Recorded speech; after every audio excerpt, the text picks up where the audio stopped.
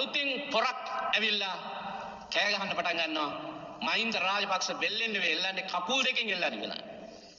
මම ඔය කියන ෆීල්ඩ් මාස්ටර් වරයාට කියනවා පුළුවන් නම් එල්ලලා බලන්න. මේ මොට්ට කතාව කියන එතුමා ගැන මොලේ පොඩ්ඩක් පරික්ෂා කරන්න වෙනවා. ගෝඨාභයට ගැහුවා.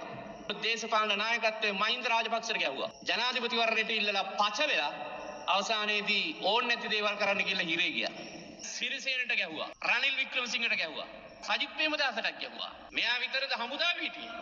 මෙයාට බෝම්බ ගහලා බඩවැල් ටික අතේ අරගෙන ගියේ. බෝම්බ ගහනකම් බම්බු ගැහුවා. සරත් පොන්සේකට පුළුවන් නම් මාත්තුඹ එල්ලපන්.